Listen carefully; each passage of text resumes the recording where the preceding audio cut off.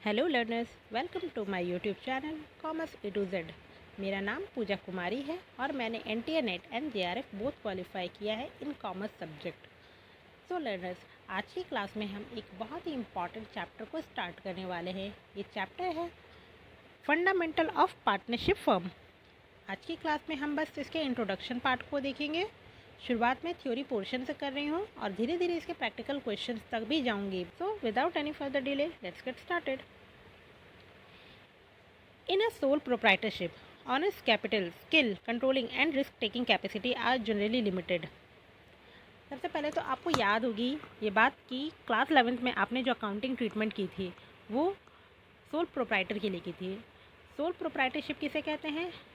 एक ऐसा बिजनेस जिसमें कोई एक अकेला पर्सन अपने बिजनेस को चला रहा है, मतलब वो एक अकेला पर्सन वही बिजनेस का ऑनर है, वही अकेला उस बिज़नेस में कैपिटल इन्वेस्ट कर रहा है और जो भी उस बिज़नेस से प्रॉफिट और लॉसेस जनरेट की जा रही है वो भी वो अकेला ही ले रहा है। बट अगर कोई अकेला पर्सन एक सोल प्रोप्राइटर बिज़नेस को चलाता है तो उस बिज़नेस को चलाने के लिए जो भी रिसोर्सेज उसे चाहिए, resources means capital, skill, controlling power, labour, risk etcetera. So ये सारी रिसोर्सेज एक सोल प्रोप्राइटर के पास लिमिटेड होती है।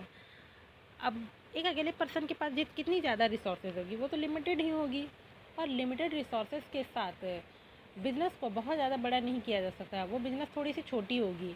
But expansion in business requires more capital and managing skills and also involve more risk. But अगर business को expand करना हो तो उसे मोर रिसोर्सेज की रिक्वायरमेंट होगी, उसे मोर कैपिटल की रिक्वायरमेंट होगी, मोर मैनेजिंग स्किल की रिक्वायरमेंट होगी, मोर लेबर की रिक्वायरमेंट होगी। और बिज़नेस अगर बड़ी होगी तो रिस्क भी बड़ी होगी। बट क्या एक सोल प्रोप्राइटर के लिए ये सारी रिक्वायरमेंट को अकेले फुलफ़िल करना पॉसिबल है? नहीं है। वो अकेला ये सारी रिक्वायरमेंट को फुलफ़िल नहीं कर सकता है। अब उसे अगर अपने बिज़नेस को बड़ा करना है, ज़्यादा रिसोर्सेज लानी है, तो उसे दूसरे लोगों के साथ एसोसिएट करना पड़ता है। वो दूसरे लोगों को अपने बिज़नेस में एंटर करता है एक एग्रीमेंट के थ्रू, जिससे कि पार्टनरशिप क्रिएट हो। नेक्स्ट चलते हैं हम पार्टनरशिप के मीनिंग एंड डेफिनेशन में। यहाँ पे आपको समझ में आ जाएगी कि पार्टनरशिप किसे कहते हैं। मीनिंग कहता है कि a partnership is a form of business where 2 or more people share ownership as well as the responsibility for managing the company and the income or losses the business generates. मतलब एक partnership जो होती है वो business का एक ऐसा form है, एक ऐसा टाइप है जिसमें दो या दो से ज़्यादा लोग मिलकर बिजनेस करते हैं। क्यों करते हैं?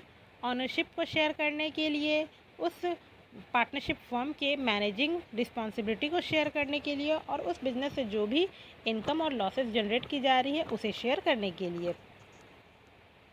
इसे ही पार्टनरशिप कहते हैं। अगर सिंपल वर्ड में कहूँ तो पार्टनरशिप बिज़नेस का एक ऐसा टाइप है जिसमें दो या दो से ज़्यादा लोग मिलकर के बिज़नेस करते हैं और वे सभी पार्टनर उस बिज़नेस के ऑनर होते हैं, सभी मैनेजमेंट में पार्टिसिपेट करते हैं और उस बिज़नेस से जो भी इनकम और लॉसेज होती है वो सभी आपस में शेयर करते हैं। इसे ही पार्टनरशिप कहते हैं।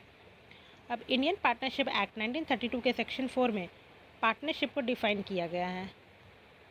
पार्टनरशिप को इंडियन पार्टनरशिप एक्ट ने किस तरह से डिफ़ाइन किया ये देखते हैं।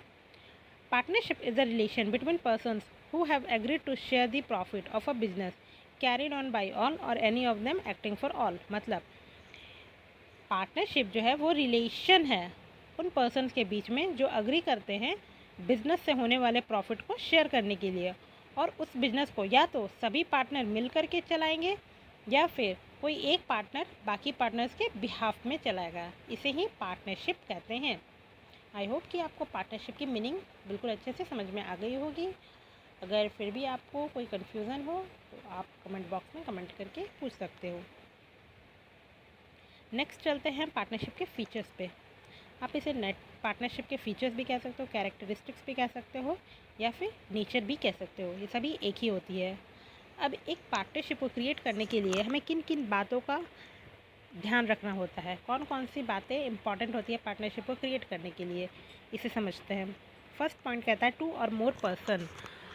There must be at least 2 person to form a partnership. एक पार्टनरशिप को क्रिएट करने के लिए एटलीस्ट 2 पर्सन का होना इम्पॉर्टेंट है। अगर एक पर्सन है तो वो सोल प्रोप्राइटरशिप है, बट जब 2 पर्सन आते हैं तभी पार्टनरशिप क्रिएट की जा सकती है। नेक्स्ट फीचर है agreement. Partnership is the result of an agreement. Partnership जो है वो एक एग्रीमेंट के थ्रू ही की जाती है, एग्रीमेंट के बेसिस पे की जाती है। इस एग्रीमेंट में हर पार्टनर के mutual right and duties mention की जाती है। इस एग्रीमेंट में ये स्पेसिफाई कर दिया जाता है कि हर पार्टनर को कितना कैपिटल लाना है, हर पार्टनर कितने विड्रॉल कर सकते हैं, हर पार्टनर को कितनी रेम्यूनरेशन मिलेगी, हर पार्टनर को कितनी सैलरी मिलेगी, हर पार्टनर को कितनी इंटरेस्ट मिलेगी। ये सारी बातें उस एग्रीमेंट में स्पेसिफाई कर दी जाती है। इस एग्रीमेंट को पार्टनरशिप डिड कहते हैं। पार्टनरशिप डिड या तो ओरल भी बनाई जा सकती है या फिर रिटन भी। बट ये एग्रीमेंट क्यों बनाई जाती है, पार्टनरशिप डिड बनाने की नीड क्यों होती है? एग्रीमेंट इसलिए बनाई जाती है ताकि फ्यूचर में कभी पार्टनर्स के बीच कोई डिस्प्यूट अराइज ना हो। डिस्प्यूट से बचने में के लिए, फ्यूचर में होने वाले डिस्प्यूट से बचने के लिए एग्रीमेंट बनाई जाती है। नेक्स्ट फीचर है लॉफुल बिजनेस। पार्टनरशिप जिस बिज़नेस को करने के लिए की जा रही है वो बिज़नेस लॉफुल होना चाहिए, मतलब लॉ की नज़र में वो लीगल होना चाहिए, इल्लीगल बिजनेस नहीं होना चाहिए। नेक्स्ट है relationship of principal and agent. Each partner is an agent as well as a principal of the firm. एक पार्टनरशिप फर्म में हर पार्टनर एजेंट भी होता है और साथ ही साथ प्रिंसिपल भी होता है उस फर्म का। एजेंट और प्रिंसिपल क्यों होता है ये चीज़ हम समझते हैं। अभी मैंने आपको डेफिनेशन में एक बात कही थी, यहाँ पे एक लाइन थी, business carried on by all और any of them acting for all. मतलब कैरिड ऑन बाय ऑल मतलब सभी पार्टनर मिलकर के उस बिज़नेस को चलाएंगे, मतलब सभी पार्टनर उस बिज़नेस के ऑनर है, और सभी ऑनर है इसका मतलब सभी प्रिंसिपल है। और any of them acting for all मतलब कोई एक पार्टनर बाकी पार्टनर के बिहाफ में एक्ट करेगा, बाकी पार्टनर के बिहाफ में काम करेगा, मतलब वो एक एजेंट की तरह भी काम करेगा। सो इसलिए कहा गया है कि relationship of principal and agent. Next feature है अनलिमिटेड लाइबिलिटी। अब एक पार्टनरशिप फर्म में हर पार्टनर की लाइबिलिटी अनलिमिटेड होती है। अनलिमिटेड क्यों होती है? क्योंकि अगर पार्टनरशिप उस फर्म की सारी एसेट्स को सेल करने के बाद भी अगर फर्म की लाइबिलिटी और डेप्ट को फुल्ली पेमेंट नहीं किया जा सकता है तो पार्टनर्स को अपनी पर्सनल प्रॉपर्टी को, पर्सनल एसेट्स को भी सेल करना पड़ सकता है उस डेप्ट को कंप्लीट पेमेंट के लिए, उस डेप्ट के पेमेंट के लिए। इसलिए कहा गया है कि पार्टनरशिप में हर पार्टनर की लाइबिलिटी जो होती है वो अनलिमिटेड होती है। नेक्स्ट फीचर है शेयरिंग ऑफ प्रॉफिट। एक पार्टनरशिप में बिजनेस की ही जाती है प्रॉफिट को शेयर करने के लिए। अगर प्रॉफिट शेयर करने के लिए नहीं की जा रही है बिजनेस तो वो पार्टनरशिप नहीं होती है। नेक्स्ट फीचर है non transferability of shares.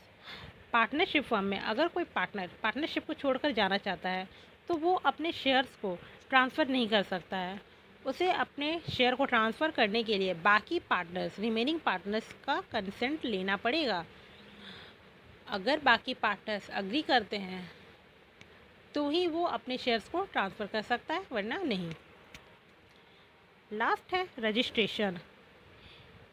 Partnership में फर्म के रजिस्ट्रेशन करवाना कंपलसरी नहीं है, क्योंकि पार्टनरशिप फर्म किसी लॉ के अंडर नहीं क्रिएट होती है बल्कि एग्रीमेंट के थ्रू की जाती है, इसलिए पार्टनरशिप फर्म का रजिस्ट्रेशन कंपलसरी नहीं है।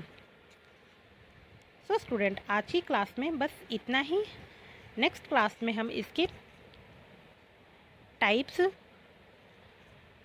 पार्टनरशिप डिड, पीएल अप्रोप्रिएशन और भी आगे कुछ डिस्कस करेंगे। बट आज के लिए बस इतना ही। आई होप कि आपको आज की क्लास अच्छी लगी होगी। अगर आपको क्लास अच्छी लगी है तो आप लाइक करें, शेयर करें और इस चैनल को सब्सक्राइब करें। मिलती हूँ मैं आपसे नेक्स्ट लेसन पे। Thank you.